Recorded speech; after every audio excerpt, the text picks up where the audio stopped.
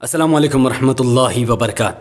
अल्लाह के नाम से शुरू जो बड़ा कृपालु और अत्यंत दयावान है। मैं हूं मोहम्मद नफ़ीस अंसारी और आप देख रहे हैं द पॉलिटिकल। ये ख़बर तो आप तक पहुंची गई होगी कि बैरिस्टर असदुद्दीन ओवैसी साहब और एसबीएसपी पार्टी के अध्यक्ष ओम प्रकाश राजभर साहब का अलायंस टूट चुका है, बिखर चुका है, ख़त्म हो चुका है। भाग्यदारी संकल्प मोर्चा पूरी तरीके से ख़त्म हो गई है। एआईएमआईएम का अब यानी बैरिस्टर असदुद्दीन ओवैसी साहब का राजभर साहब से अब कोई रिश्ता नाता है, कोई लेन देन नहीं है। एसबीएसपी सोहेलदेव भारतीय समाज पार्टी के अध्यक्ष ओम प्रकाश राजभर साहब ने ओवैसी साहब को छोड़कर अब अपना नेता अखिलेश यादव को चुन लिया है। दोनों एक साथ मऊ में दिखे थे, भारी भीड़ जुटी थी और मैं उस पर बहुत गंभीर चर्चा करने वाला हूं इस वीडियो में। सबसे पहला सवाल ये खड़े होता है कि आखिर ओम प्रकाश राजभर ने भाग्यदारी संकल्प मोर्चा बनाया बैरिस्टर असदुद्दीन ओवैसी साहब के साथ मिलकर, आखिर क्या वजह रही होगी कि ओम प्रकाश राजभर साहब ने ओवैसी साहब के साथ छोड़कर अखिलेश यादव का दामन थाम लिया और अखिलेश यादव के साथ मिलकर पूरे राज्य में, पूरे प्रदेश में चुनाव लड़ने की तैयारी कर रहे हैं।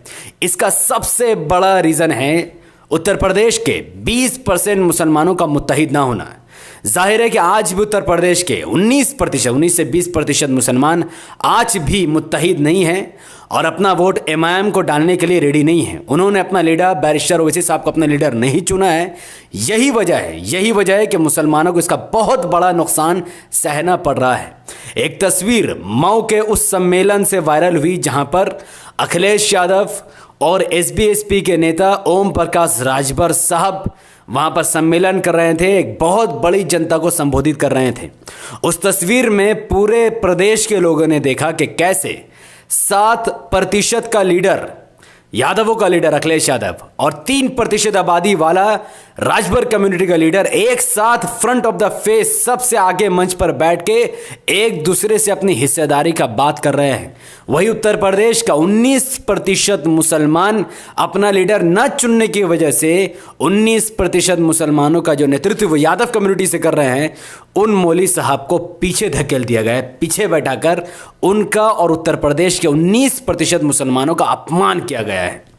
और ठीक ऐसे ही विजुअल एक पिक्चर हमने तब देखी थी जब ओम प्रकाश राजभर साहब ने पहली बार अखिलेश यादव साहब से वहां पर जाकर मुलाकात की और वहां पर अखिलेश यादव और ओम प्रकाश राजभर एक दूसरे से अलायंस की बात कर रहे हैं।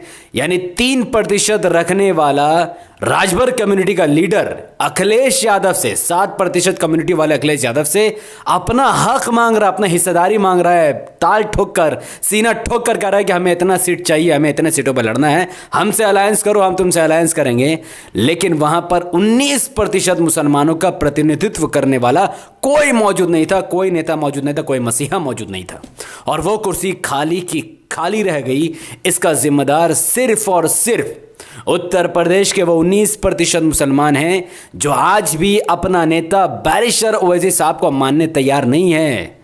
आज 19% में से कम 7 से 8% मुसलमान ओवैसी साहब को अपना नेता मान चुके हैं, ओवैसी साहब की रैली में जा रहे हैं, ओवैसी साहब को वोट देने तक की बात कर रहे हैं। लेकिन आज भी लगभग 10% मुसलमान अपना वोट एसपी, बीएसपी, कांग्रेस में देकर बर्बाद करने की तैयारी कर रहे हैं। और हम सबको इस चीज को होते हुए रोकना पड़ेगा, क्योंकि मुसलमानों का वोट अगर एमआईएम को नहीं जाकर एसपी, बीएसपी, कांग्रेस में बटा तो इसका सीधा फायदा बीजेपी को होगा। तो हमें इन सब चीज़ों को रोकना पड़ेगा।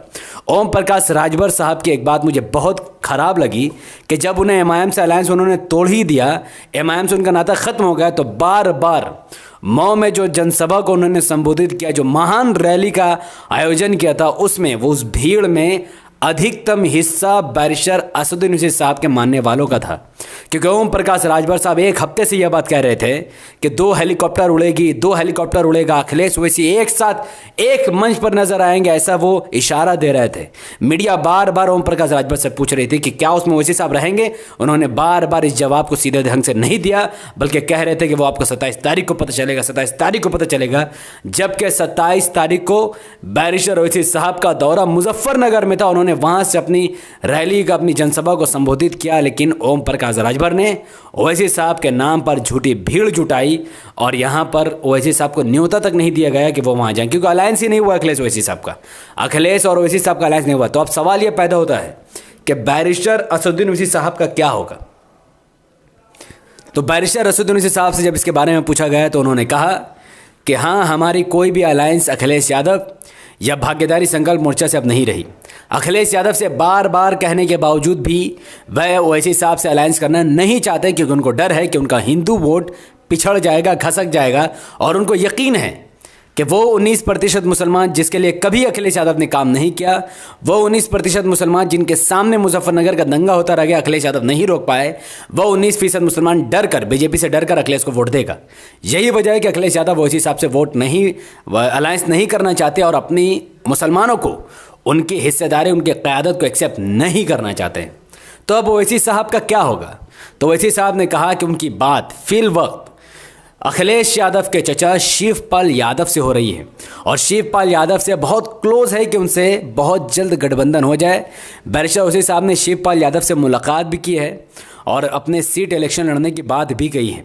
वहीं पर बैरिस्टर ओवैसी साहब ने चंद्रशेखर आज़ाद का भी नाम लेते हुए कहा कि भीम आर्मी और आज़ाद समाज पार्टी के अध्यक्ष चंद्रशेखर आज़ाद से भी उनकी बात हो रही है। उनसे भी कई बार ओवैसी साहब की मुलाकात हुई है और उनसे भी गठबंधन होने की बात चल रही है। इस बात की खबर कुछ ही दिनों में इंशाअल्लाह लगभग तय हो जाएगा कि एमआईएम किसके साथ गठबंधन में लड़ेगी और किसके साथ एमआईएम का गठबंधन पूरी तरीके से ख़त्म हो चुका है।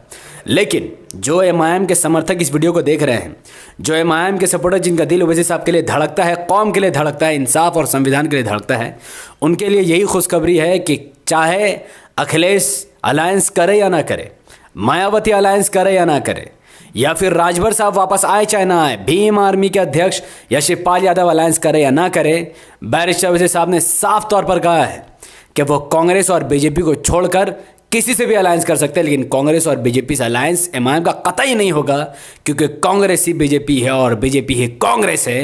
ये 70 साल से मुसलमानों का पिछड़ा हुआ रिपोर्ट बताता है। वहीं पर बैरिस्टर ओवैसी साहब ने एक और ऐलान किया कि अलायंस हो या ना हो, वह कोशिश कर रहे हैं कि अखिलेश से अलायंस हो जाए या फिर शिवपाल यादव या राजभर या फिर भीम आर्मी, सबको एक ही प्लेटफॉर्म पर आ जाए। अगर लेकिन यह संभव अगर न भी हुआ तो मुसलमानों के नेतृत्व को उत्तर प्रदेश में कमज़ोर होने ओवैसी साहब नहीं देंगे और ओवैसी साहब हर हाल में 100 विधानसभा की सीटों पर इलेक्शन लड़ने का विचार कर रहे हैं। 100 विधानसभा की सीटों पर वो अपना उम्मीदवार उतारेंगे। तो ये एमआईएम के चाहने वालों के लिए बहुत खुशखबरी है। आप में से बहुत सारे लोगों का यह सवाल होगा कि 100 विधानसभा की सीट लड़कर एमआईएम कैसे सरकार बना सकती है। मैं आपको इसका सीधा और साफ उदाहरण दे देता हूं। इस वक्त उत्तर प्रदेश में बीजेपी की सरकार है, बहुमत से 300 से भी ज्यादा विधानसभा की सीट है। अखिलेश के पास मात्र 49-47 सीट है, बीएसपी के पास 17-18 सीट है और कांग्रेस के पास कुछ सीट है। तो जो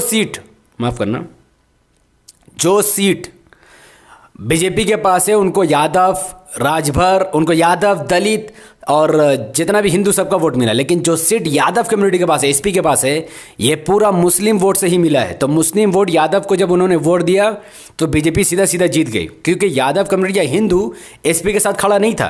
तो अब देखिए अब क्या होगा। चूंकि एसपी, बीएसपी और कांग्रेस मुस्लिम वोट से ही जिंदा है, तो मुसलमान इनको वोट देकर सरकार तो नहीं बना सकते। सरकार उसी की बनेगी जिसकी दलित और ब्राह्मण चाहेगा। मुस्लिम वोट से सरकार नहीं बन सकती है।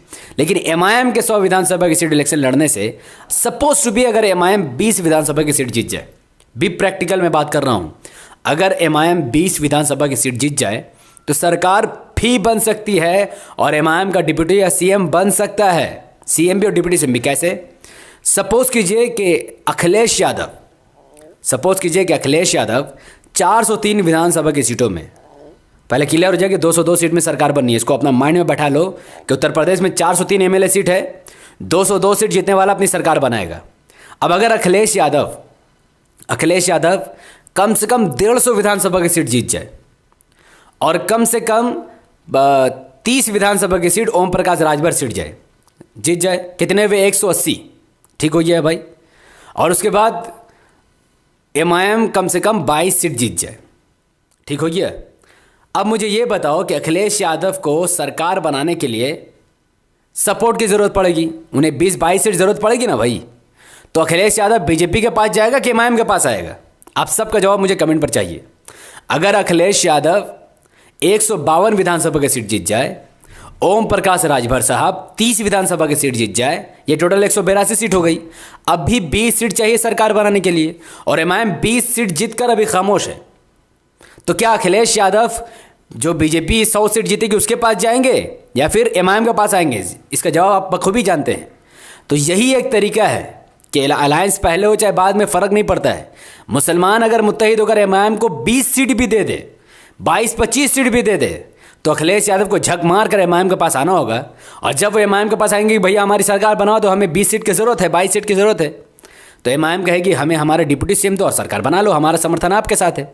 तो इस तरीके से हम उत्तर प्रदेश में मजलिस अपनी सरकार बना सकती है और पूरी तरीके से सरकार बनाने के लिए सक्षम है। तो इसीलिए कोई भी इंसान अगर ये बार बार पूछे कि एमआईएम क्यों अकेले इलेक्शन लड़ रही है, बीजेपी को जिताने की लड़ रही है, झूठ बात है। जैसा ओम प्रकाश राजभर साहब 30 सीट का अपना समर्थन दे सकते हैं, वैसे एमआईएम भी 20 सीट का समर्थन जितने बाद दे सकती है। सरकार तो दोनों ही नहीं बना रही है, पर एक दूसरे के समर्थन से सरकार बन सकती है। और यही होने वाला है उत्तर प्रदेश में। अगर मुसलमानों ने अपनी आंखें खोल ली, होश के नाखून चबा लिए, तो इंशाल्लाह उत्तर प्रदेश में एमआईएम की बहुमत से सरकार बन जाएगी। खैर, तो मैं चाहता हूं कि उत्तर प्रदेश के मुसलमान इस वीडियो को ख़ास तौर पर देखें।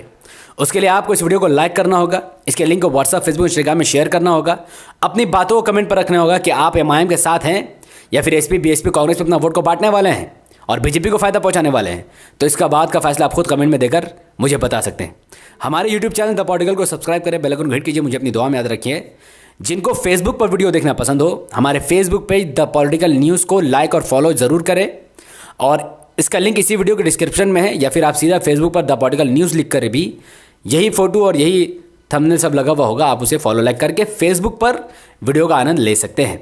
और जो कोई भी मेरी वीडियो विदाउट परमिशन अपने मोनेटाइज पेज में चला रहा है, मैं उनसे गुजारिश करूंगा कि वो मुझसे इस व्हाट्सएप नंबर पर संपर्क करें और मिलकर काम करें, क्योंकि हम सब का काम है 20 करोड़, माफ़ करना, उत्तर प्रदेश के आने वाले इलेक्शन में 19% मुसलमानों को मुत्तहिद करना और एमआईएम की किसी भी तरीके की सरकार बनाना। तो इसमें हम सबको मिलकर काम करना होगा। तो जितने भी 5, 6, 7 मोनेटाइज फेसबुक के चैनल के ऑनर हैं, मैं उनको गुजारिश करूंगा कि आप इस व्हाट्सएप के नंबर पर कांटेक्ट कीजिए और मिलकर काम करें। इंशाअल्लाह एमआईएम को भी फ़ायदा हो और हम सब की भी बात लोगों तक पहुँचे। बहुत बहुत शुक्रिया। अस्सलाम वालेकुम रहमतुल्लाहि व बरकातहू। अल्लाह के सलाम, रहमत बरकत अब तमाम भाई और बहनों पर हो। मे अल्लाह बी पीस अपॉन अस।